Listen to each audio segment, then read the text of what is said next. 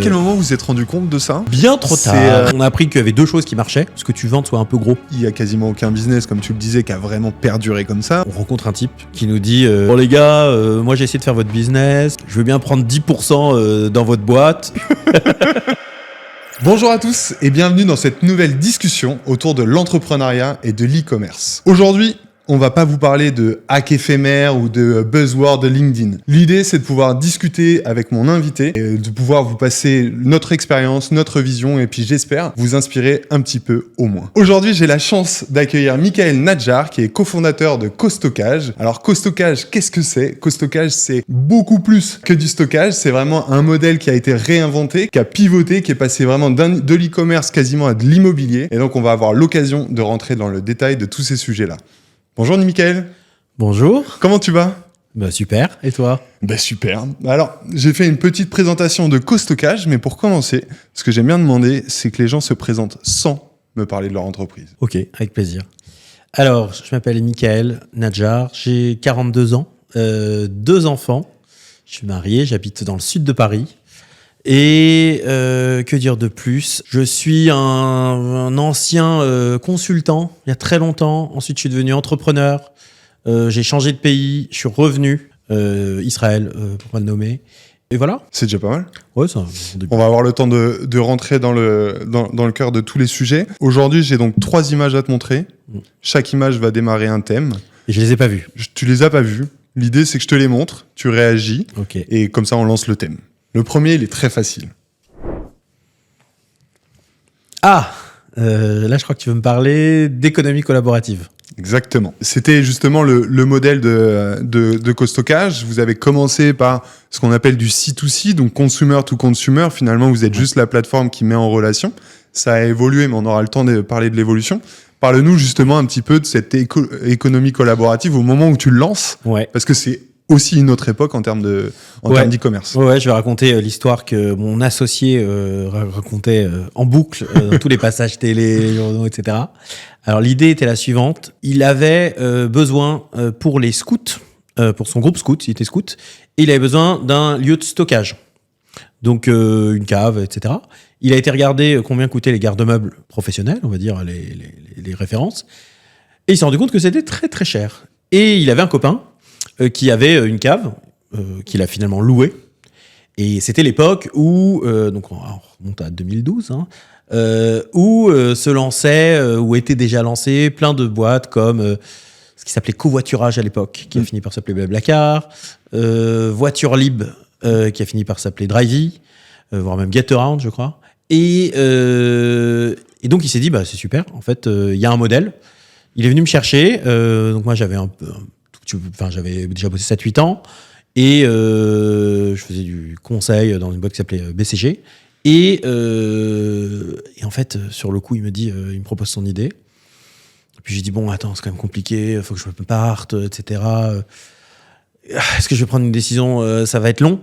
Puis le soir même je lui envoie un mail avec 150 lignes sur ce que je pensais qu'il fallait faire et donc on avait lancé l'aventure, on était parti. Et donc à l'origine, Co-Stockage, c'était vraiment ça. C'était comme le nom l'indique, et puis l'inspiration est assez transparente. Pas de niveau branding là. En termes de. Mais attends, tu rigoles. Mais quand tu tapais sur Google à l'époque Co-Stockage, il n'y avait aucun résultat. Ouais. Donc nous avons inventé un concept qui a l'air d'être genre un truc qui existait, quoi. Ouais, c'est ça. Et en fait, non. C'était un truc qu'on a complètement inventé. Et en fait, c'était tout simplement le fait soit de louer une cave ou un garage, soit même, on avait un niveau encore plus collaboratif, qui était qu'il y avait des gens qui avaient, des entrepôts, des greniers, etc., et qui louaient 1 mètre carré, 2 mètres carrés, 3 mètres carrés. Les gens venaient déposer leurs affaires. C'est du Co-Stockage dans le Co-Stockage. C'était vraiment genre collaboratif, tu vois. Et on a eu beaucoup de reportages comme ça à la télé. C'est ça que les journalistes adoraient. C'était le côté, tu vas venir... Tu vas déposer tes affaires dans un endroit où il y aura les affaires de 18 autres personnes. Alors oui, elles vont être bien séparées et tout, et puis tu pourras y aller que sur rendez-vous, mais c'est un truc très, très collaboratif. Et c'est vrai qu'à l'époque, ça s'inscrivait quand même dans une tendance. C'est-à-dire que aujourd'hui, il ne reste que les requins, tu vois, ceux qu'on eu... Il y avait deux types de modèles. Il y avait les gens qui étaient très, très, dès le début, valeurs individuelles, profit pour chacun, très très tourné utilisation.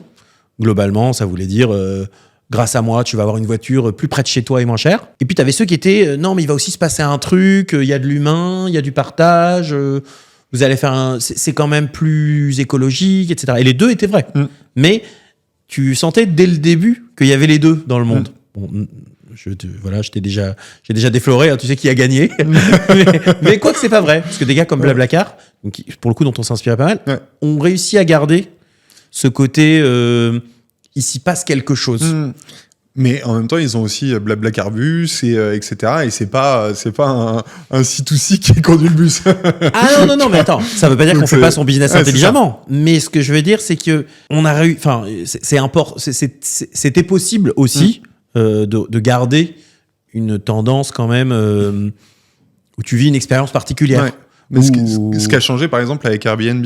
Moi, je me souviens commencer à louer mon appartement il y a plus de 10 ans sur Airbnb, de partager mon appart, parce que bon, fallait bien payer le loyer. Du co-living, quoi. Je faisais du co-living dans mon appart, je dormais sur le salon, et quand je disais... Donc, c'était écrit sur mon annonce, hein, et quand, de temps en temps, j'étais pas là, et que j'écrivais aux gens qui venaient, et leur disais, vous allez avoir l'appart tout seul et tout ça, certains étaient déçus. Parce qu'ils se disaient, ah, mais moi, je viens... Parce que passer du temps avec un Parisien. C'est drôle. Ça ne m'intéresse pas de venir, sinon je vais à l'hôtel. Et ça n'arrive plus du tout. À l'inverse, je pense que c'est quasiment inlouable aujourd'hui. Il y avait un truc qui s'appelait comme ça, Couchsurfing à l'époque, qui était. Mais ça, c'était de l'échange. C'était gratuit, semi-privé, semi-gratuit, etc. Et c'est vrai que tu as raison. Moi, j'ai vécu une expérience un peu similaire où, je sais pas, j'ai commencé en 2010, je crois. J'avais loué mon appart parce que justement, j'étais déjà parti en Israël et je l'avais loué à des Allemands 3 semaines, etc. Et il m'avait fait un retour. C'était extraordinaire. J'ai vécu Paris, etc. Alors que honnêtement, moi, il y a des choses que je sais faire, mais ranger, faire des choses nickel, c'est pas mon domaine. Ça veut dire, il était aussi bien que je pouvais le faire. Ça veut dire, il était ok, quoi. J'avais tout donné, mais ça devait pas être très high level. La preuve en est, 2014, je loue un autre appart. Alors là, pour le coup, à Tel Aviv, il faudrait que je suis pas là, une semaine ou deux. Et là, alors là, pour le coup, j'ai des appels, j'ai des emails, j'ai des questions. Je fais tout ce que je peux là aussi, parce que j'essaierai d'être quand même sympa. Et là, je me récupère une évaluation de 17 lignes.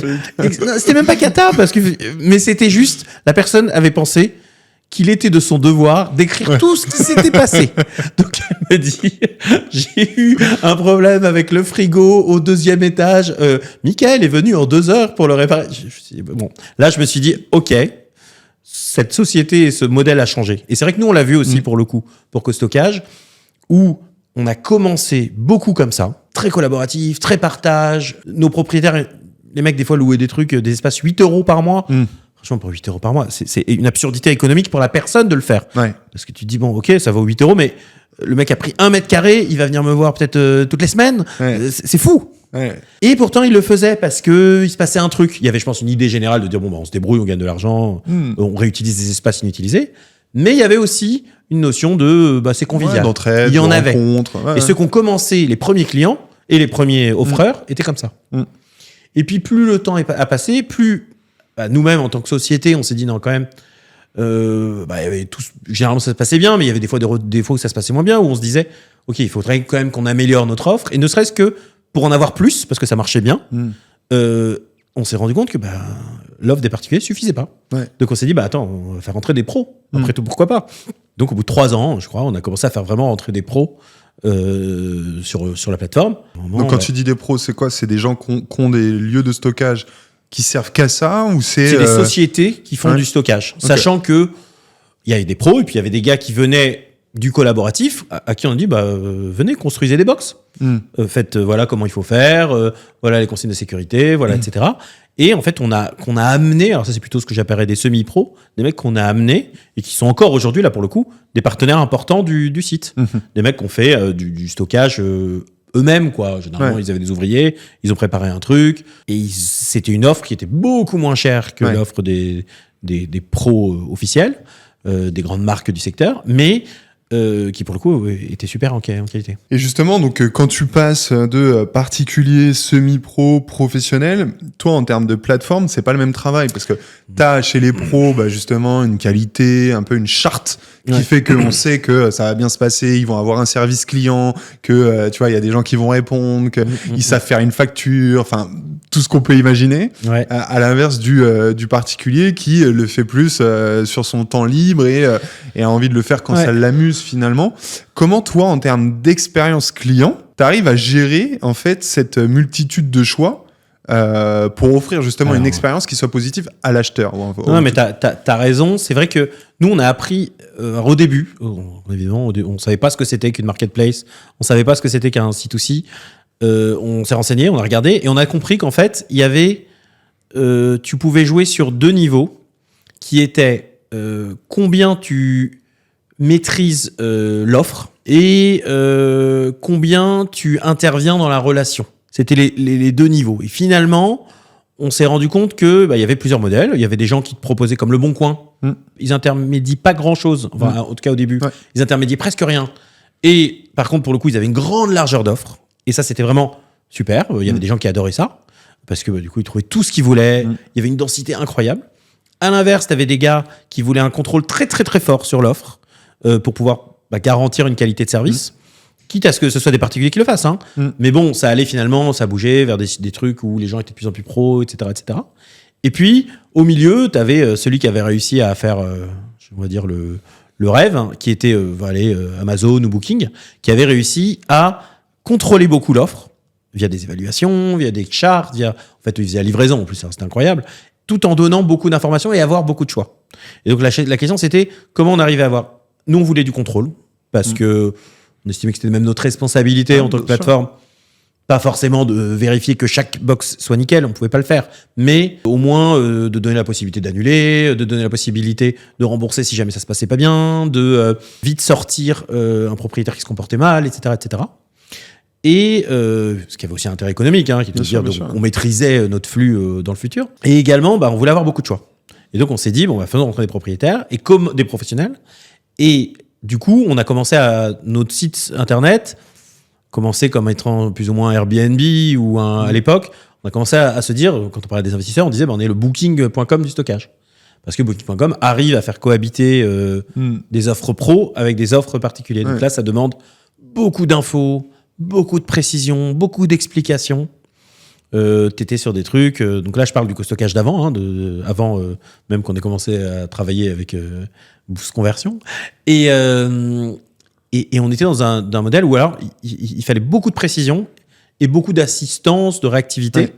Donc on était dans un modèle assez intégré avec de l'offre bien précise, en expliquant bien ce qui était du niveau du pro, du niveau du particulier, où est-ce que tu avais la clé, où est-ce que tu n'avais pas la clé, le niveau de qualité, les évaluations, etc. etc.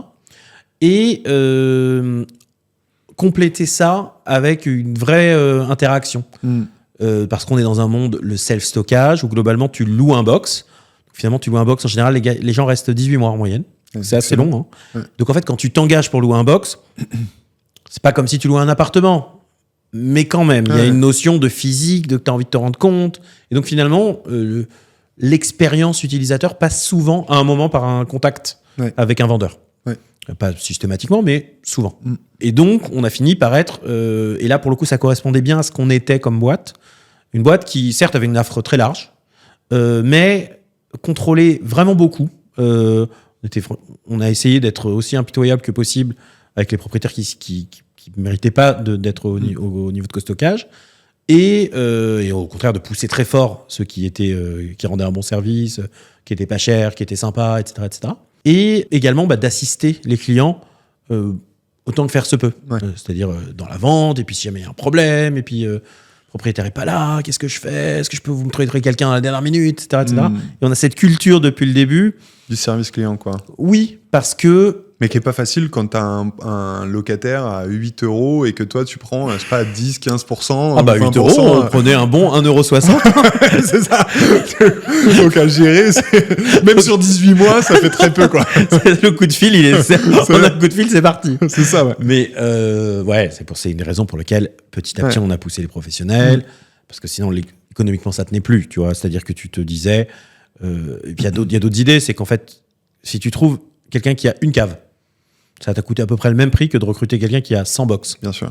Or, une fois que lui, il a loué sa cave, tu peux trouver un locataire, un propriétaire, il faut retrouver un locataire, un propriétaire. Ouais. Donc même en termes d'acquisition marketing, ça pouvait pas marcher. Et à quel moment vous vous êtes rendu compte de ça ? C'est quoi ? C'est les chiffres ? Bien trop tard, je te dirais. Mais surtout, parce que j'imagine qu'au départ, vous partez un peu avec justement cette ambition, cette vision, ce rêve, peut-être même un peu de voilà, on va matcher les gens entre eux, c'est génial. Et c'est vrai que sur le papier, c'est génial. Sauf qu'on se rend compte, avec 10 ans de recul maintenant, qu'il y a quasiment aucun business, comme tu le disais, qui a vraiment perduré comme ça. Aujourd'hui, Airbnb, 80% des offres, c'est du professionnel ou quasi. C'est géré par des concierges. Enfin, il y a un vrai niveau. Ouais. Et sur quasiment tout aujourd'hui. C'est pareil pour tous, hein. Les bateaux, les camping-cars. Ouais. En fait, il y a on a appris qu'il y avait 2 choses qui marchaient. Un, c'est que le business ce que tu vends soit un peu gros. Ouais. Tu vois, au début, il y avait beaucoup de locations. Le truc dont on parlait vachement à l'époque, c'était le mec qui te louait ta perceuse. Ouais. Et on te disait, ta perceuse, tu l'achètes. C'était l'exemple qu'on donnait toujours. On disait, la perceuse, tu l'achètes et 99% du temps, tu l'utilises pas. Bien sûr. Ouais. Les voitures, c'est 95, hein, donc c'est pas très différent. Mais... Et tu te disais, et donc, c'est quand même trop idiot, vaudrait pouvoir la louer, etc. Le problème, c'est que ta perceuse, tu vas la louer quoi, 12 balles, tu vas toucher toi 2,40 €. Ouais, combien il te coûte ton lead ? Tu as pu faire un super boulot, mais tu vas quand même payer au moins 20, 50, 60 euros ton client, quel que soit le canal, quelle que soit l'histoire. Ça peut pas marcher. Ouais. Ça ne peut pas marcher. Même si, alors après, il y en a qui ont essayé de trouver des systèmes d'abonnement, enfin, on pouvait faire des choses, mais c'était quand même compliqué. Ouais. Donc, in fine, ceux qui ont marché, c'est ceux qui louaient des gros trucs.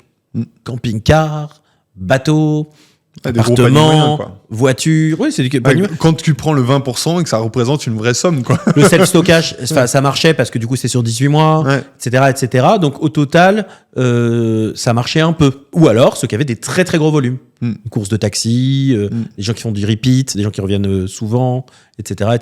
Mais il y a que ceux-là qui ont marché finalement sur du long terme. Et la deuxième condition, c'était, ce que j'ai dit, d'avoir un contrôle sur l'offre parce que sinon, tu as tous les scandales que tu as eu de Airbnb, on a eu beaucoup. Bien sûr. Et ils ont vraiment très, très bien géré. Donc, ils ont fini par monter les conditions, à mettre de l'assurance, faire tout ce qu'il faut pour réussir à garantir une qualité de service. Parce que la marketplace qui dit c'est pas moi, c'est le propriétaire, elle dure pas très longtemps. C'est clair. Sauf quand tu es le bon coin, où au début, tu dis... C'est clair. Les gars, ça me concerne pas. Et encore, même eux ont eu des problèmes après. Ouais, et ils ont un peu changé.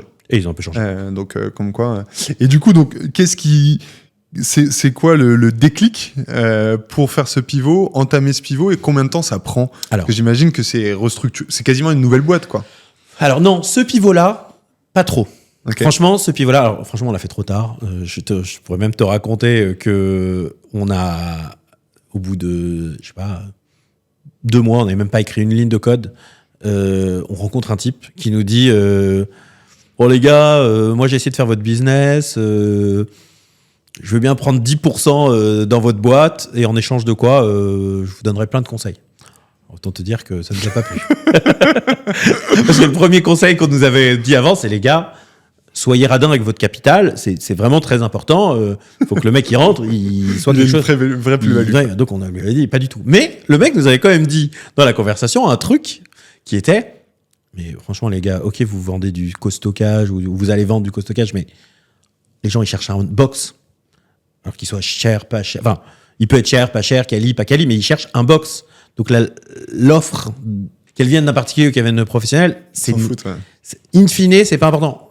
C'était pas vrai pour les premiers, parce qu'il y avait un effet de mode, c'était les plus engagés qui arrivaient, un peu comme ce que je racontais sur Airbnb. Mais in fine, les gens veulent une offre. Et nous, on lui a dit, ouais, c'est ça.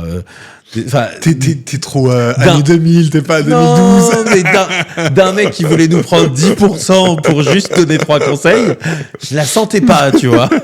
Mais en fait, il avait raison. Finalement, ça a peut-être il avait tellement raison. Donc, tu vois, on a fait, je pourrais t'en citer plein des erreurs comme ça qu'on a faites, mais c'est normal, t'apprends, c'est comme ça. Mais on a mis, je pense, 3 ans. Et encore, je vais te dire, je te dis que c'est une erreur, mais ça se trouve, si j'avais commencé comme en ayant les deux, on n'aurait pas eu ce qui nous a boosté énormément, à Ouais, savoir la la presse, presse, ouais. la télé, Ouais. parce qu'on était dans un mouvement. Et tu vois, je sais pas, vrai. on est passé 3 fois sur Capital ou 2. On a eu des journaux de France 2, des journaux de TF1, Ouais, M6, on a eu tout. Parce que on faisait un truc Nouveau, quoi. nouveau et puis Et populaire. populaire, Ouais, populaire. réconfortant, qui aidait des gens et qui ont aidé des gens sur leur. Moi, il y a des mecs qui m'ont dit, des propriétaires, qui m'ont dit, les gars, grâce à vous, j'avais une petite retraite et j'ai réussi à compléter mes revenus pour être. Je crois qu'il y en a un qui m'a dit pour envoyer mon enfant étudier. Enfin, des trucs quand même qui font chaud Ça au raconte cœur. des histoires, quoi. Ouais. Donc voilà. Mais ça, c'est un vrai conseil aussi, c'est de se dire, il est important d'être en capacité avec son business de raconter des belles histoires. Et tu vois, ça par exemple, c'est une belle histoire. Si tu fais une pub en disant Robert a pu envoyer son fils, tu vois, D'ailleurs, je grâce crois à qu'il s'appelait Costocage, Robert, vraiment. tu vois, mais tu vois, a pu envoyer son fils à l'école, en vacances, peu importe, grâce à Costocage, tout de suite, ça raconte quelque chose. Et c'est vrai que de temps en temps, on a tendance à être un peu trop pragmatique et à oublier ça. Non, mais c'est ça. Et c'est vrai que ce que je te racontais, de l'économie collaborative, il y avait des gens qui étaient racontés des belles histoires, qui donnaient envie d'y être, et puis d'autres qui étaient très, très utilitaristes. Et en fait, je pense qu'il y avait à prendre des deux. Ouais, bien sûr. Et donc oui, il y avait cette notion-là. Et alors, attends, qu'est-ce que je voulais te dire avec ça? On était justement sur le pivot d'offres. Et oui, sur le pivot d'offre, pardon. Donc sur le pivot d'offre, donc on a fait ce pivot plutôt en douceur, en fait, de façon progressive. Ça changeait pas vraiment le modèle. In fine, t'étais quand même une marketplace. Si tu regardais d'un peu de recul, t'étais quand même une marketplace. C'est juste qu'au lieu d'être... Ça veut dire que technologiquement, vous, le site n'a pas énormément évolué. Tu as rajouté un badge professionnel. J'exagère, mais pas loin, quoi. C'est globalement ce qui s'est passé. Hein. On a dû gérer le fait d'avoir un centre qui gérait, qui proposait 50 offres versus des gens qui proposaient une seule cave. On a dû gérer le multi-offre, mais c'était pas grand-chose. Après, là où il y a eu un gros changement, c'est notre deuxième pivot, toujours par la même occasion, qui était de se dire, on est venu des besoins des clients. Et en fait, on avait eu beau rajouter les professionnels, il n'y avait pas assez d'offres. Parce que globalement, on est sur une tendance où ça a toujours bien marché. On a toujours rempli tout ce qu'on avait. Et donc, on s'est dit, il va bien falloir la trouver, cette offre. On a eu 1 ou 2 propriétaires qui bossaient avec nous et qui, pour une raison ou pour une autre, ont dû changer.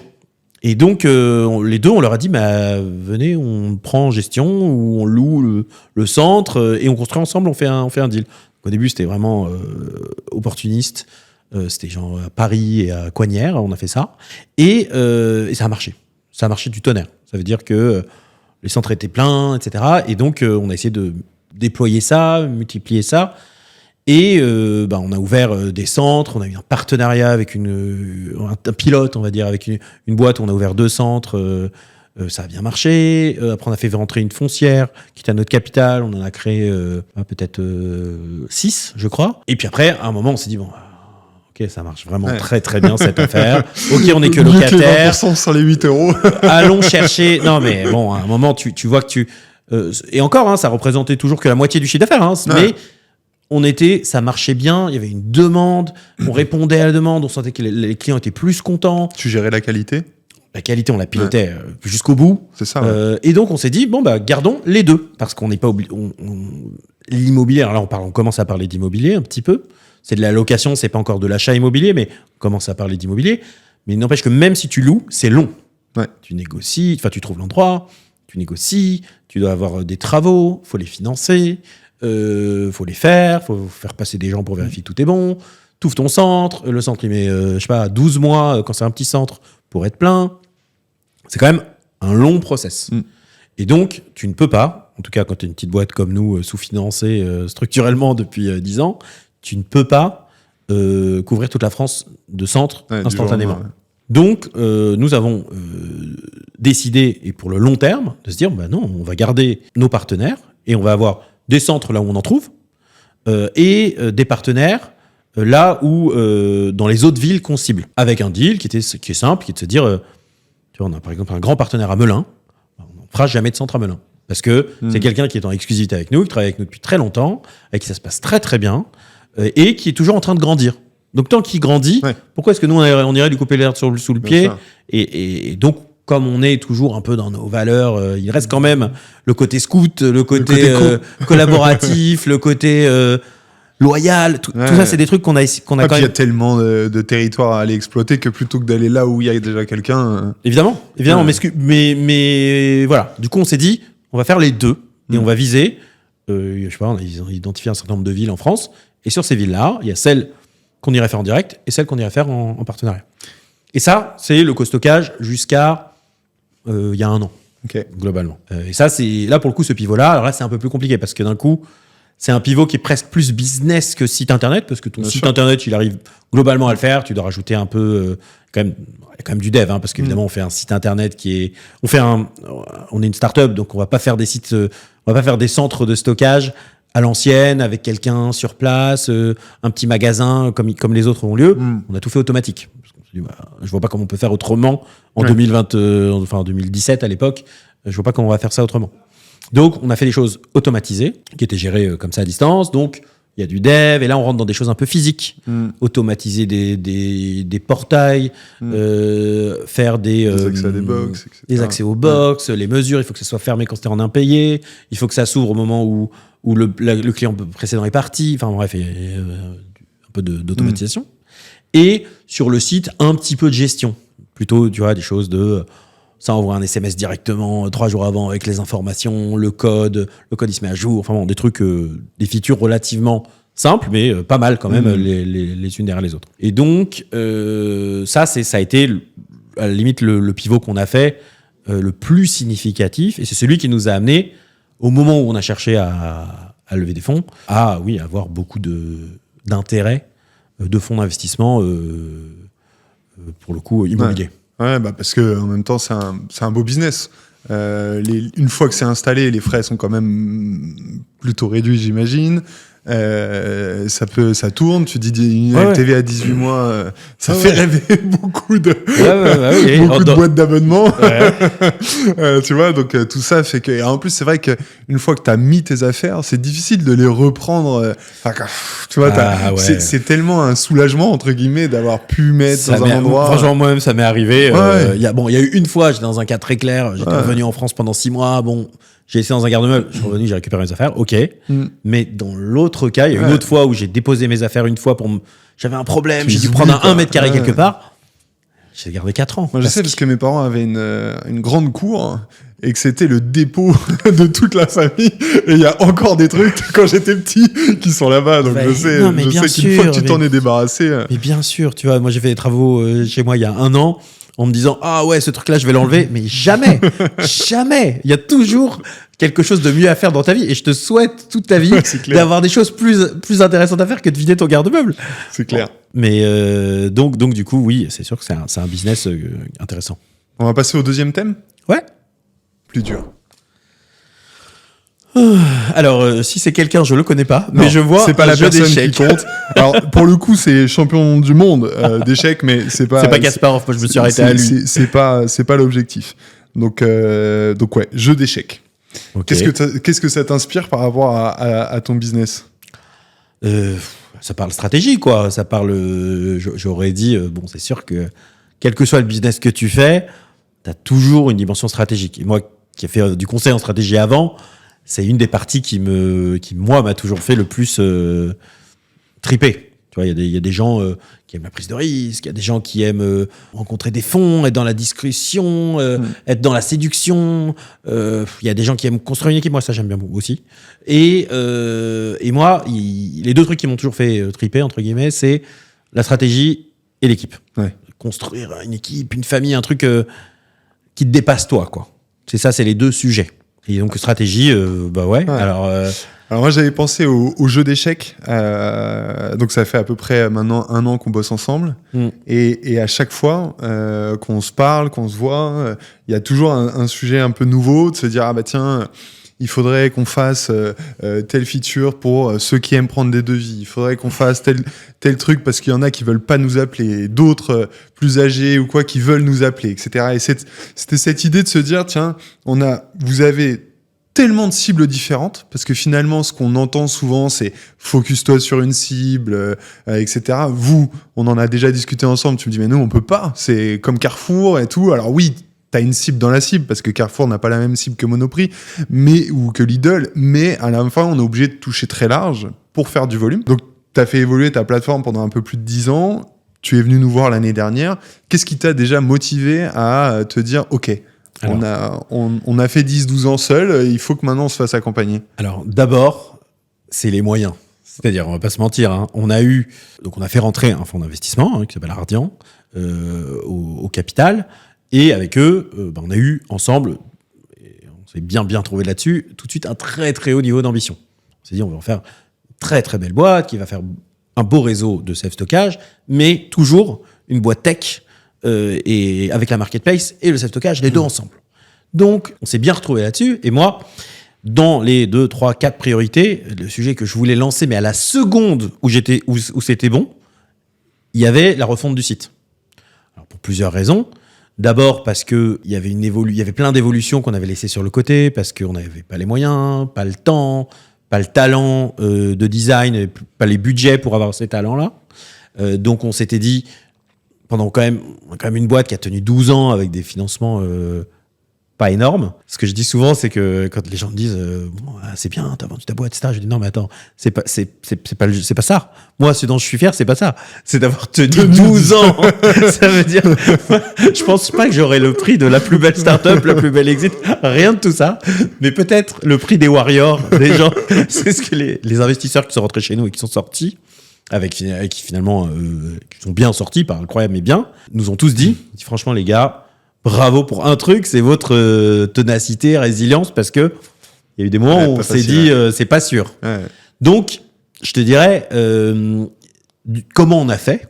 On a tenu en faisant des choix en permanence. Tu laissais ça de côté. À un moment, ce job-là, la fille, elle partait après le truc. Bon, c'est toi qui le reprends. Enfin, débrouille quoi. Tu peux pas faire autrement. Et donc, parmi la grande frustration qu'on avait, c'est qu'on a des idées pour faire un produit mieux, pour le faire passer à une autre époque, pour aussi l'harmoniser à notre nouvelle stratégie, avec une espèce d'offre intégrée entre grands propriétaires partenaires et nos centres, quelque chose qui est aujourd'hui celle qu'on a mis en place ensemble. C'était des choses qui demandaient du taf et qu'on ne voulait pas faire à moitié bien en bricolant, quoi. Donc on s'est dit, on veut non seulement une équipe qui va être forte, mais en plus quelqu'un avec qui on va pouvoir travailler longtemps. C'est-à-dire, ça aurait pu être quelqu'un en interne, mais il y avait un petit quelque chose en moi qui me faisait dire, finalement, vaut mieux un partenaire avec qui ça se passe très bien et que tu peux garder, du coup, très très longtemps, plutôt que quelqu'un en interne qui, je sais pas, on ne sera jamais la plus grosse boîte tech, ni la plus grosse boîte internet, qui risque, je sais pas, le jour où il a un coup de fil de Airbnb ou je sais pas quoi, de partir et tout est par terre. Donc, intéressant. Donc on s'est c'est un point important. Quand il y a des boîtes, nous on est une boîte qui avait quand même des moyens pour faire des choses là maintenant, la nouvelle. Mais prudent, parce que t'as quand même bien négocié. T'as quand même bien négocié. Tu m'as pas dit que t'avais les moyens comme ça il y a un an. Ah non, mais ce que là on fait par rapport au costockage d'avant, moi j'appelle ça avoir les moyens après. Tu vois, je veux dire, je pense qu'Airbnb regarderait ce qu'on fait, dirait mais les mecs, c'est quoi? Il y a des zéros, il y a pas de zéro, il manque quelque chose. Mais disons qu'à d'autres échelles, parce que tu vois, en tant qu'entrepreneur, j'aime bien me décrire comme un ancien pauvre. Et c'est important. Parce qu'il faut garder cette logique. Parce qu'en fait, c'est pas seulement que, bon, c'est bien comme éthique ou je sais pas quoi. C'est bien parce que tes gestes, tes décisions, quand elles sont réfléchies, mesurées, que tu testes, etc., elles sont meilleures. Tu vois, ça veut dire, c'est même pas une question d'argent que tu as dépensé in fine. C'est l'idée de se dire, tu construis sur des choses éprouvées en étant raisonnable. Et ça, bon, bah oui, tu peux pas te changer complètement. Ce qui est bien, c'est qu'on avait toujours dans la tête l'ambition qu'on aurait si on avait les moyens. Donc on l'a pas perdu de vue, mais on reste des gens qui devons développer quelque chose de façon raisonnable. On n'aura jamais le marché d'Airbnb, tu vois, parce que tu me disais pourquoi est-ce que tu cibles tout le marché? Parce que le marché self-stockage, il est plutôt petit. Tu vois, ça fait quelques centaines de millions d'euros par an. Tu ne peux pas, si tu prends une agence comme je sais pas qui réfère un site et qui te dit j'ai 800 000 euros si crée-moi un site, c'est jamais rentable, ça marche pas, quoi. Donc on s'est dit, tu dois cibler tous les clients. Et donc, c'est comme ça qu'on a construit ensemble ce site, en se disant, oui, on a un site qui va être maintenant plus pro, même si dans nos partenaires, il y en a qui sont encore des semi-pro, etc. Mais globalement, tu as une offre avec un standard de qualité et un niveau de simplicité fort. Avant, C'est pas facile. c'est C'est notre souvent, gros enjeu parce ouais. que c'est plus dur. En fait, avant, De faire on avait une simple, marketplace où globalement, t'arrives au marché, on te dit, il y a un cajot de 6 oranges, mais tu peux aussi acheter l'orange au jus, et puis tu peux aussi acheter une pomme, et puis essaie de faire comparer tout ça. Maintenant, un truc où on dit, non, les gars, vous voulez un box, ce sera un box, il aura un accès libre, il sera sécurisé, et voilà les tailles. La taille toute petite, la taille moyenne. Et là, c'est simple, et tu amènes les gens en disant, bon voilà, on va vous aider à trouver le box le moins cher et de meilleure qualité possible, mais de façon simple. On va pas te proposer un truc qui n'est pas quali, carré, etc. On va te proposer quelque chose qui est tout de suite au bon niveau. Et donc oui, à ce moment-là, on a commencé à bosser ensemble. Mais d'ailleurs, pourquoi nous? Qu'est-ce qui t'a fait te décider? Ça m'intéresse. Alors, on a rencontré plusieurs agences. Ouais, je me souviens que... Bon, déjà, je les ai trouvés smart. Alors, je suis un peu exigeant là-dessus, mais j'aime bien avoir des gens avec qui... Oui, ok, on va parler de design, mais je veux d'abord quelqu'un qui soit capable de comprendre l'environnement, le business, la stratégie, etc. C'était un point très important. Et je sais pas, j'ai senti que vous aviez une bonne vibe. Ça veut dire vraiment un côté... Ok, on va travailler ensemble. Ouais. Ça va être sympa. Vous allez être, comme si vous alliez être intégré dans l'équipe. Et en fait, aujourd'hui, vous faites partie de l'équipe, toi et Sabine, avec qui tu travailles, comme tous les membres de l'équipe, quoi. Ouais, et donc sûr. ça, c'est très agréable. Et voilà. Et moi, je voulais quelqu'un aussi qui soit pas une trop grosse agence. Ouais. Parce que ça, c'est mon expérience des 10 dernières années. Je préfère être un client sérieux dans une petite équipe que un tout petit client dans une grosse équipe. Et quand on a fait les choix inverses, tu vois, d'autres agences où on a fait ça, on a regretté. Ouais. Mais c'est rigolo parce que souvent, moi, Boost Conversion, ça existe officiellement depuis janvier 2023. Donc, tu vois, ça va faire quasiment 2 ans. Et à chaque fois que j'ai un nouveau client, tu vois, d'une taille cool et tout ça, la plupart me disent bon, on va être là jusqu'au moment où tu seras plus là. Où toi, tu seras plus opérationnel parce qu'on sait que toutes les boîtes qui grossissent, toutes les agences qui grossissent, à un moment, le boss, il prend du recul, il met des gens, ça se passe mal, ça dure 3 mois, 4 mois, et on s'en va, et on change d'agence, et ça tourne comme ça. Et c'est un vrai défi, tu vois, de se dire, ok, mais... Parce qu'en soi, ils ont raison, j'ai envie de leur donner tort en disant, mais oui, mais moi, je vais rester là. Mais à un moment, tu vois, si tu veux faire grandir ta boîte, tu fais face à un...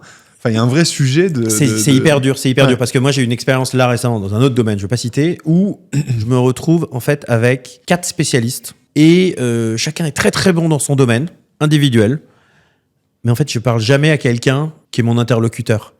Et ce que j'aime chez toi, alors même si pour le coup, on parle quand même plus presque avec Sabine, mais c'est que on parle avec une personne qui est notre contact au quotidien, mais dès qu'il y a besoin d'un truc un peu à côté, va chercher le spécialiste, je te mets en contact. Ah, t'as besoin d'un petit design, tiens, je connais un tel. Ah, t'as besoin de tracking, de machin, un truc un peu pointu, vas-y. Et ça se passe du coup de façon très, très, très smooth comme type de relation, parce qu'on a un interlocuteur. Et là, pour le coup, ce que t'as réussi, c'est que je pense que t'as réussi à ne pas être toi au centre de la relation. T'es là quasiment à tous les calls, mais même si tu ratais un call sur 2, ça serait pas grave. Parce que, en fait, tu arrives à faire vivre ta galaxie de freelance comme si c'était une boîte. Parce que je sais exactement ce qu'elle va vous présenter. Tu vois, hier, elle m'a envoyé un truc. Je sais donc ce qu'elle va vous présenter demain. Si je suis pas là, je le sais.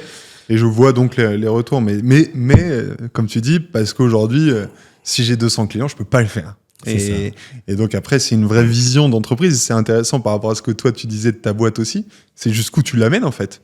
Et ce que tu as envie d'être en termes de relations clients, en termes de capacité. Parce que c'est vrai qu'il y a plein d'agences. Sans clients, à un moment, le patron, il connaît plus rien. Les trois plus gros. Mais tu arrives, tu vois, on vient de changer, par exemple, d'agence AdWords, quoi. Enfin, agence, on va dire, Cannes Média.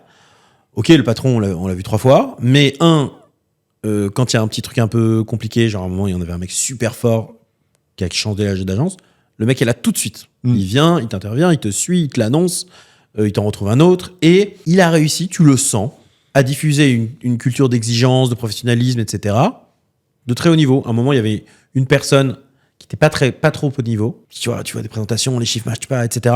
Bon, un truc un peu où tu te poses la question. Je peux te dire que on n'a même pas eu besoin d'intervenir, qu'ils ont changé. Et donc cette culture d'exigence, c'est important. tu la vois. Tu la vois et tu peux la garder même sans être présent toi. Mais c'est ça qui est dur. Ouais, bien sûr. C'est comme nous en tant qu'entrepreneur. Moi, plus le temps passe, moins je vais m'occuper des sujets. Alors, je ne te parle pas de ne pas parler aux clients. Ça fait longtemps que je ne parle plus, malheureusement. Même si je pourrais te raconter des anecdotes. Parce que pendant longtemps, je l'ai fait. Très, très longtemps. Mais même là, aujourd'hui, je sais pas, les décisions opérationnelles, je vais petit à petit m'éloigner. Mais plus je le fais, plus j'avance, plus j'ai des gens où, en fait, je me pose plus la question. C'est-à-dire, C'est qui d'ailleurs tes clients aujourd'hui ? C'est toi, c'est les patrons de centre, c'est les clients finaux ? Non, c'est les clients finaux. Ouais. C'est clairement les clients finaux. Les patrons de centre, ce sont des partenaires. Ok. Et c'est vraiment des partenaires avec qui... Donc, il y a plusieurs types. Hein. Il y en a qui ont des réseaux. Donc, on en a quelques réseaux avec lesquels on travaille. Et là, pour le coup, ça marche très, très bien parce que du coup, on a une relation qui est saine. Tu vois. Eux, ils ont intérêt à ce qu'on leur en loue le plus possible. Et nous, on a intérêt à ce qu'ils soient le plus possible, qu'ils passent le plus possible par la plateforme. Et tout le monde comprend bien les intérêts. Donc, tu finis par... eux, ils ont un taux de commission de plus en plus bas. Nous, on a de plus en plus de clients. Ça se passe très bien. Ouais. Mais par contre, nos clients, c'est vraiment les clients finaux. Ouais. Et c'est vrai que tu as raison. Hein, j'entends souvent cette phrase, il faut choisir qui est ton client, etc. Oui, il faut choisir qui est ton client principal. Après, c'est toi vu que c'est encore toi qui l'amène, ce client final, c'est toujours compliqué. C'est pas comme si eux avaient, tu vois, leur propre façon de communiquer, qui ramenait des clients et qui te les amenait à toi. Ouais. Même si, tu vois, on en a quelques-uns, notamment chez les semi-pros, avec qui le deal, c'est un deal d'exclusivité. Donc, tous leurs clients passent par nous. Okay. Donc, si c'est nous, en général, on trouve la majorité, mais ils peuvent avoir, je sais pas, même 20, 25%, 35% des clients qui s'emmènent eux-mêmes et à qui ils font utiliser le site. Intéressant. Et du coup, toute cette relation, justement, un peu produit, marketing, qui converge vers qui comment tu leads, tu vois, on a parlé de pas mal de parcours différents qu'on a pu faire. Un point intéressant que je trouve et qu'on voit assez peu en e-commerce et qui pourtant peut avoir du sens, c'est aussi vous avez des commerciaux, des gens qui vont rappeler, parce que ça correspond à une cible aussi, des gens qui ont envie d'être rappelés, d'autres qui ont envie d'acheter par eux-mêmes sans parler à personne, d'autres qui ont sûrement envie d'aller voir le stock avant d'y mettre quoi que ce soit.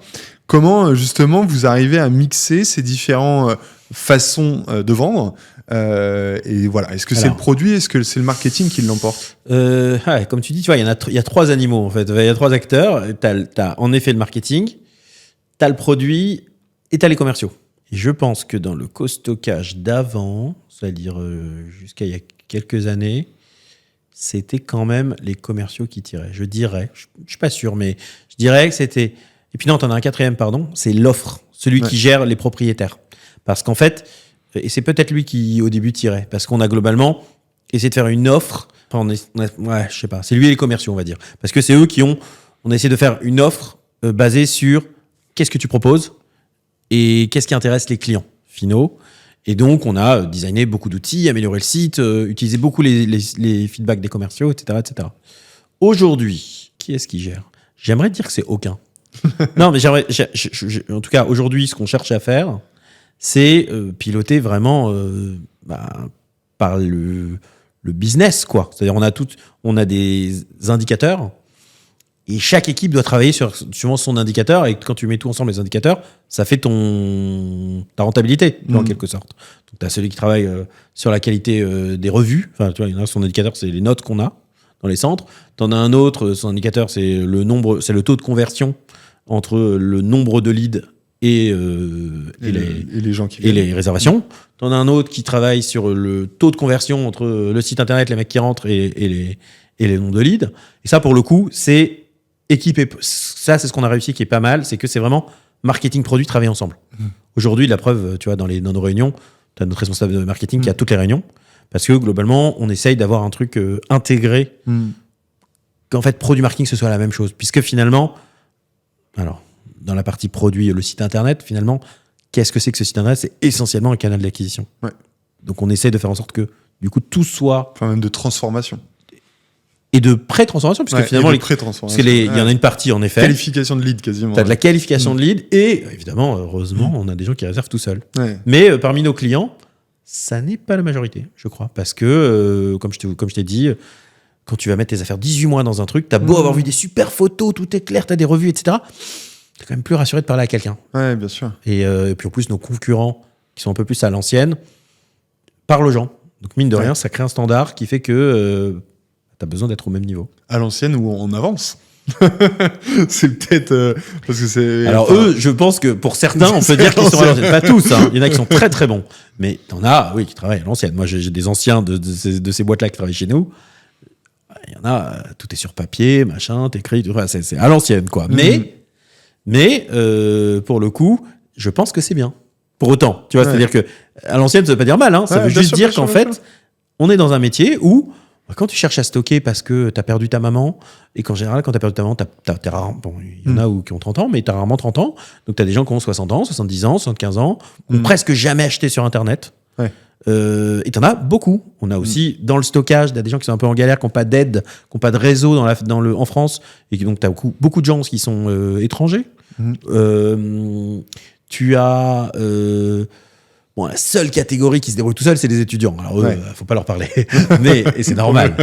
Mais en fait, et puis tu as des mamans, beaucoup de mamans qui cherchent pour leurs enfants ou pour elles-mêmes, ou etc.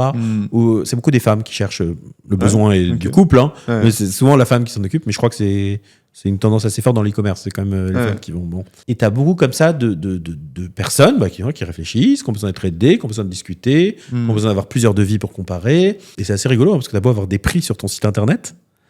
Ce que ne font pas tous les acteurs du business, on te demande quand même un devis. Ça, c'est drôle. Je pense que c'est aussi...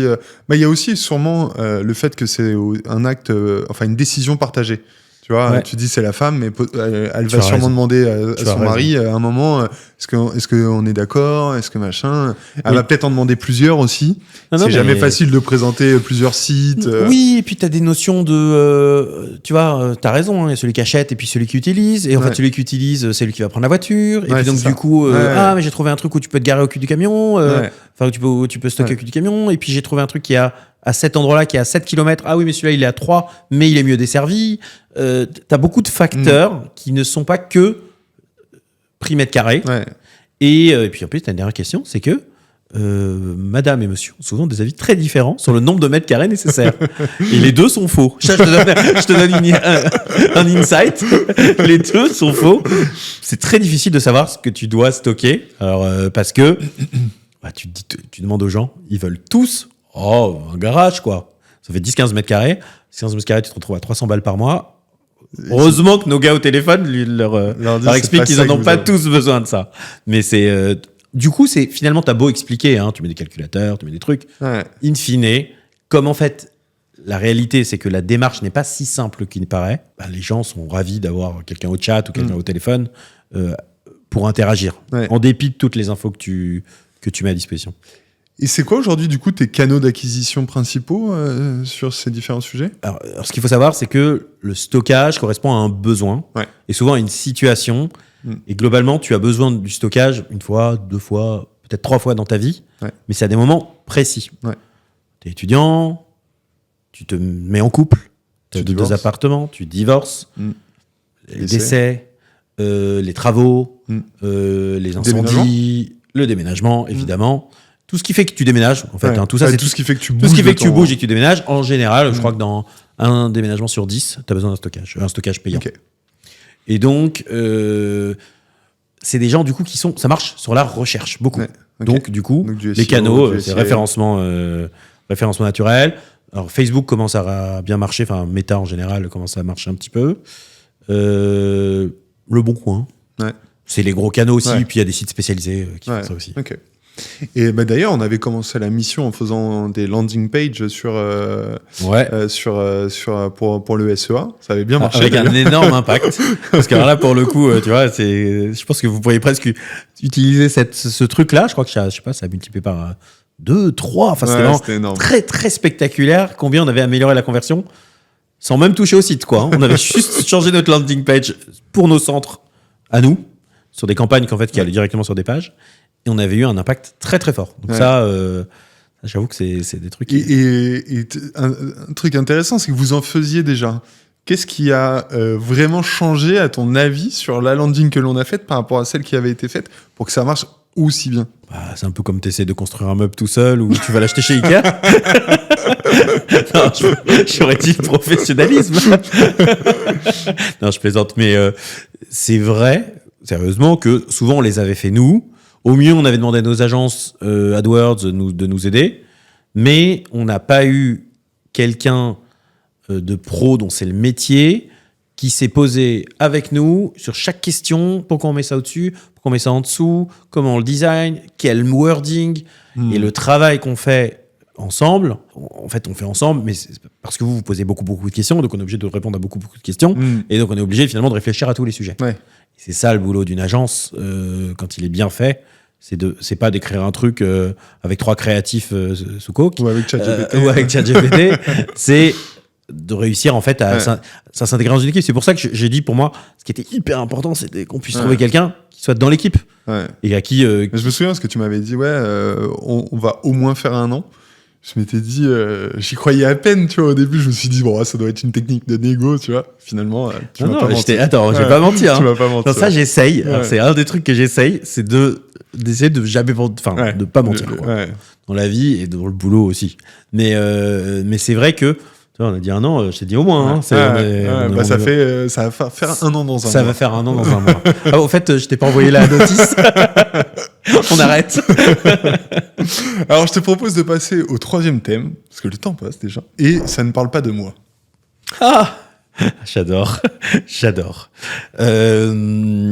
Alors, donc une tortue. C'est nous, ça. C'est carrément nous, la tortue. C'est vrai qu'on a vécu 12 ans en étant décrit comme une start-up. Et en allant, on a grossi, hein. On avait 20, 30, 40, 50, 60% de croissance par an. On était tellement petit au début que, du coup, on n'a jamais eu le rythme start-up. Et à quoi ça tient, je sais pas. Mais, tu vois, on en a parlé un petit peu déjà sur les aspects prudence, etc. Mais c'est vrai que on pourrait se décrire, nous, comme des start-upers prudents. Ouais. C'est pas un peu un oxymore, start-upper prudent, écoute, ou vous l'avez inventé comme le costockage? Écoute, peut-être, c'est pas mal. Écoute, en fait, moi, voilà, la définition la plus convaincante que j'ai entendue un jour d'une start-up, c'est une structure temporaire destinée à définir un modèle économique scalable. Et donc, le scalable, c'est-à-dire qu'on peut faire grandir facilement en investissant de l'argent. Aujourd'hui, on l'a. Ça veut dire que on a été une start-up, probablement, très longtemps, jusqu'à ce qu'on trouve ce modèle immobilier qui permet, en fait, d'aller très vite, de grandir beaucoup, parce qu'en fait, y a quelque chose de systématisé. T'achètes un entrepôt, tu cherches un entrepôt, t'achètes un entrepôt, tu fais des travaux, puis tu fais de l'immobilier, puis tu remplis, etc. Et comme McDo, quoi. Et comme tu fais de l'immobilier, t'as le financement qui vient, parce qu'il y a une rentabilité, etc. Je dirais que on a en fait toujours été une start-up puisqu'on a toujours cherché. Ce qui est étonnant, c'est que c'est maintenant qu'on a la croissance d'une start-up, et c'est maintenant qu'on l'est le moins parce qu'en fait on n'est plus une start-up. On a trouvé notre modèle, on est en train de dérouler. Mais tu vois, c'est un côté. Les gens croient qu'une start-up c'est grossir vite, mais non. La partie start-up c'est la partie où tu cherches. Ouais, bien sûr. C'est la partie où tu définis le truc. Et c'est vrai que finalement pendant toutes ces années-là, on a cherché. Et on a. Après, c'est vrai que nos caractéristiques en tant que fondateur avec mon associé font que depuis le début, on s'est toujours dit non, attends, on a trouvé un truc qui est bien, c'est un bon business, ça marche, il y a une vraie demande. Et pour autant, c'est un marché qui est un peu lent parce que le self-stockage, faut construire un centre, ça met du temps, comme on se l'est dit. On va y arriver. Ne dépensons pas tout maintenant. Et par exemple, on a failli faire entrer des fonds de VC à une époque, des aventures, etc., des term sheets, qui sont signés, des trucs, des machins, des gars qui nous plantent à la dernière minute, je te passe les détails. Et en fait, c'est une grande chance qu'on a eue. Parce que si on en avait eu un VC qui était rentré, je pense qu'en 12 mois, le mec nous aurait poussé à tout dépenser et à nous dire « Ah bah ouais les mecs, ça marche pas, on ferme ». Et ils auraient eu, dans l'idée de ce qu'est l'écosystème aujourd'hui, ils auraient eu raison. Mais en fait, je pense qu'ils ont eu tort sur l'aspect business. Ouais, c'est ça. Parce que justement, ça allait être ma question, c'était de se dire finalement, quels sont les moments de votre boîte où la lenteur a été un point positif. Donc c'est un peu ça déjà c'est sur la tous partie... tous les intertrucs, tu vois, c'est-à-dire Ouais. entre deux idées, entre deux modèles, entre deux levées de fonds, etc. Bah, il fallait pas dépenser. Tu vois, on a eu des gens super forts qui sont passés par exemple en marketing, où à un moment, il y a une fille mais tellement forte qui est venue dans nos premières années, puis qui à un moment nous a dit, bah les gars, je m'attendais à un certain budget, un truc, je trouve pas, je peux pas. Et en fait, qu'elle soit partie, c'était un signe qu'en fait, elle était super, hein, mais on était en inadéquation entre ce qu'elle était, son besoin, et d'ailleurs, elle a fini dans des super startups où elle a une très belle carrière, et nous, qui en fait devions continuer à chercher, à réfléchir, pour se donner le temps d'arriver à ce niveau-là. Et à ce niveau-là, là, maintenant, on a réussi, on a eu de la chance à trouver assez vite des membres d'équipe super forts, fidèles, engagés, qui ont réussi à y croire pendant toute la C'est le période. fidèle. Ouais, Ça, c'est vraiment pas mais c'est un évident. truc, tu vois, c'est un truc qui est dans l'ADN. C'est-à-dire, je dis pas qu'on en a eu 10, hein, mais il y en a eu peut-être 5, 6, 7, 8 peut-être, allez 8, qui sont restés très longtemps, et pour certains sont encore là, et qui, du coup, font que même dans les moments où tu disais, mais pourquoi je fais ça? Tu dis, bah non, il y a eux. Ouais. Ils sont là, eux. Ils croient en moi, ça veut dire qu'il faut y aller, tu vois. Et bon, je suis content qu'après, on ait pu leur donner la récompense, la satisfaction, qu'on puisse aujourd'hui, qu'on puisse faire tous les projets dont on a rêvé. Et c'est des trucs. Je pense que c'est ça qui fait que tu tiens. C'est qu'en fait, c'est pas juste toi et ton associé, et puis en fait, l'équipe, elle change tous les 2 ans. Non, tu construis une équipe, même petite, mais avec des gens, des espèces de force et de compétences, d'état d'esprit qui s'agglutinent et qui font qu'en fait, Costocash, c'est quelque chose. C'est pas juste 2 mecs et une coquille vide, une boîte économique. Non, c'est un projet qui, même s'il évolue, garde quand même en fait un ADN. Et c'est quoi justement le critère ou la manière ou la vision pour créer cette équipe, cette core team qui soit fidèle, engagée? Comment tu définirais ça, toi qui dis que t'aimes l'idée de créer l'équipe? Je te dirais, alors, un jour on a fait venir des gens qui s'appellent Fly the Nest, je sais pas si tu as déjà entendu parler d'eux, qui font de l'accompagnement pour des startups comme ça qui grandissent et qui travaillent beaucoup, mais pas que, sur les sujets de valeurs, d'alignement sur les valeurs, la vision et les projets. Et donc, sur les valeurs, on a essayé de définir assez tôt quelles étaient nos valeurs. Tu vois, on t'a dit, on était scouts, des idées d'écoute, il y a des idées de débrouillardise, il y avait des idées de curiosité, des d'équipe idées déjà, d'ambition, d'esprit d'équipe, tout ça. Et donc, en fait, assez vite, on s'est dit, mais attendez, on va tout faire en fonction de ces valeurs. Enfin, c'est autant que faire se peut. Mais ça se voit beaucoup dans le recrutement, ça se voit dans les évaluations, parce que tu mets certains critères. Moi, je pose des questions en entretien que généralement les gens n'ont pas, parce que, je sais pas, je leur demande en général, c'est qui la dernière personne qu'ils ont aidée? Et tu me crois ou tu me crois pas, j'ai déjà eu des gens qui ont pleuré sur cette question, parce qu'en fait, le mec m'a raconté que c'était son père, etc. Et puis en fait, d'un coup, tu te retrouves, en fait, t'es hors du travail, un petit peu. Alors, ils ont le droit de me répondre travail ou pas travail, bien sûr, mais parfois les gens répondent sur un truc hors travail, et ça dit beaucoup. Tu vois, je leur demande, je sais pas, quel est le dernier défi qu'ils sont faits tout seuls, en général hors travail. Et d'un coup, tu te rends compte, il se passe autre chose, quoi. La conversation, elle prend une autre direction. Puis aussi, on a un côté un peu, je sais pas, moi j'ai un côté un peu non politiquement correct, tu vois. C'est-à-dire, moi, je suis juif, religieux, israélien. Un jour, il y a une fille qui est venue en entretien qui portait le voile. On a eu une très longue discussion, cash, sur tu portes le voile, pas le voile. En fait, nous, une des raisons qui faisait qu'elle avait envie de bosser chez nous, c'est que on lui avait dit, c'est OK pour nous de porter le voile sur le lieu de travail. C'est pas un sujet. Et c'est vrai que du coup on a une équipe en fait avec des gens avec des juifs, des arabes, des gays, des hétéros, enfin on a une équipe assez multiple et diverse, mais sans l'avoir fait exprès, quoi. Sans juste, se dire on va faire pas Benetton. cocher les cases à l'américaine. Non, ça veut dire ça s'est fait que en fait naturellement on sélectionne par les valeurs. Et ce qui est sympa, c'est que quand tu sélectionnes par les valeurs, ça te permet d'enlever en fait une série d'autres critères qui sont plus ou moins inconscients. Les écoles, les machins, les trucs. Alors, je dis pas qu'on cherche pas des gens qui sont smart, mais on cherche des gens qui sont smart, pas des gens qui ont fait à l'école. Ça, c'est un bon un truc quand même qui, en ce moment, est chouette à entendre. Parce que on sait que c'est pas le cas partout, que les gens de temps en temps ont du mal à se parler aussi, et je pense que c'est chouette de voir que finalement c'est possible et que ça tient et que ça marche. Et, Ouais, ça marche. c'est Ouais, vraiment franchement, ça cool, marche. quoi. C'est un truc Ouais. dont on est assez content. C'était Ouais. pas l'objectif du tout. Bien sûr, Mais quand ça se produit, Mm. c'est bien. Ouais, trop C'est bien. Alors, on va passer à la dernière partie. Question-réponse rapide. Ouais. Si t'avais une baguette magique, tu changes quoi chez Costockage, le patron? J'aurais dit nos bureaux parce qu'on galère grave à trouver des nouveaux bureaux. Donc c'est long, c'est compliqué. Donc j'aurais dit les bureaux. Et chez toi? Chez moi, si je pouvais enlever 15 kilos là, maintenant je signe tout de suite. Ta femme aussi. D'enlever 15 kilos à ta femme ou à toi? À moi. Ah tu vois. ouais, d'accord. Ma femme signe aussi. Putain. On va couper ça. Ta plus grande fierté? Ma plus grande fierté, je dirais mon mariage. La dernière personne que t'as aidée? Je dirais mon fils. Enfin, c'est Ouais. con, mais je mets mes garçons. Bon, c'est sûr que c'est ce que j'aurais fait le plus récent. L'échec dont t'es le plus fier? J'aime pas cette question, mais il faudrait que je réfléchisse. Je t'aurais dit les 10 premières années de Costockage. Quel a été le pire conseil qu'on t'ait donné dans ta vie d'entrepreneur? J'en ai un extraordinaire. Un type est venu nous voir au tout début en nous disant « Les gars, vous faites du stockage. Pour avoir un meilleur prix, pour pricer mieux, etc., vous devriez vous rendre non comparable, inventer votre propre unité de mesure. » Donc on l'a fait en plus. C'est là qui est bon. On a fait au début notre site. Tu mesurais le truc en Cobox. Cobox, c'était l'équivalent d'un carton.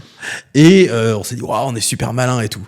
Bon, du coup, les mecs comprenaient rien. Et notre avantage numéro 1, qui était d'être moins cher, ils se voyaient pas du tout. Donc voilà, ça, je pense que c'est le pire conseil qu'on ait reçu. Et le meilleur? Je dirais pas le meilleur conseil, mais je vais te donner le meilleur mentor. On a eu un gars qui s'appelle Thierry Vandeval, qui est un investisseur qui aujourd'hui a un fonds qui s'appelle Wind. Et qui a été pendant 8 ans l'angel, business angel au sens fort du terme. Angel, quoi. Angel, quoi. Qui nous a sauvé un nombre de fois incroyable, notamment le jour où on s'est fait planter par un fonds et où il nous restait 3 mois, qui nous a donné des conseils à chaque fois, qui était toujours calme, qui était dans l'écoute, où le gars, tu sentais bien, enfin, il faisait pas ça pour gagner de l'argent, il en avait, c'était pas le sujet. Ouais. Mais il avait décidé que c'était sa mission de nous aider, on s'entendait très bien.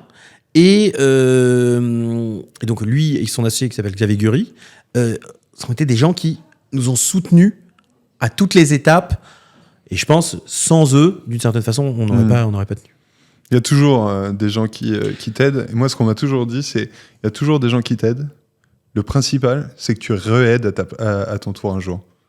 Tu vois, parce que je me souviens très bien avoir demandé un jour à quelqu'un que j'avais rencontré à Paris, qui avait 15, peut-être même 20 ans de plus que moi, qui m'a, pas biberonné, mais tu vois, qui a été un peu comme un père, quoi, à certains moments et tout. Et je lui ai dit, mais pourquoi tu fais ça? Et un jour, il m'a dit, ne me demande pas pourquoi tu fais ça, demande-toi à qui tu le feras à ton tour. J'aime bien. Et ça m'a beaucoup marqué, ouais. Le rêve que tu aimerais réaliser dans les 5 prochaines années? En 5 prochaines années, c'est clair et net. J'ai un plan de 5 ans avec mon fonds. Donc bon, je vais parler business, je suis désolé, mais mais j'aimerais, à l'issue de ces 5 ans, avoir une famille que j'ai amené à un autre niveau aussi sur plein de choses. Et j'aimerais réussir ça. Parce que le business, on va y arriver, tu vois. Ouais, mais sûr. c'est ça qui m'intéresse. Quel est le conseil que tu espères que tes enfants retiendront? De rien lâcher. Rien lâcher. Je pense que c'est mon truc, c'est rien lâcher. Et si tu avais un conseil à me donner? Je te dirais pas de m'augmenter. Hein. Non, franchement, essaye de trouver ce que je t'ai dit tout à l'heure, peut-être, essaye de trouver un moyen d'infuser ton état d'esprit à des gars en N-1. Quand t'en seras là, c'est que tu auras une boîte. Ok. Tu auras passé d'un super freelance, un réseau de freelance, à une boîte, quoi. Et si tu avais un conseil à donner à ceux qui nous écoutent? Écoutez vos rêves. Non, franchement, c'est dur à dire. Je dirais quand même, essayez de travailler avec vos valeurs. Ça nous arrivait plusieurs fois d'être dans des trucs où on se disait, tiens, on le sent pas, pour une raison ou pour une autre. ça tourne pas bien, financièrement ça marche peut-être, mais c'est pas le sujet. Ouais. Tu sens qu'il y a un truc qui va pas, les mecs vont te demander des choses que tu veux pas, etc. Alors que quand tu travailles avec tes valeurs, tu peux galérer, mais ça se passe beaucoup mieux. Ouais, ça m'est arrivé ça. T'es plus serein, quoi. Ouais, clairement. Donc je dirais ça. Et pour finir, quelle est la question que tu aurais aimé que je te pose? Non, je sais pas. Non, rien de particulier. Ok. Bah, c'est déjà pas mal. Merci à tous de nous avoir écoutés. Merci beaucoup, Mickaël, pour Merci. ton temps. J'espère que ça aura été hyper intéressant pour vous. N'hésitez pas à vous abonner, à commenter cette vidéo et je vous dis à bientôt. Ciao.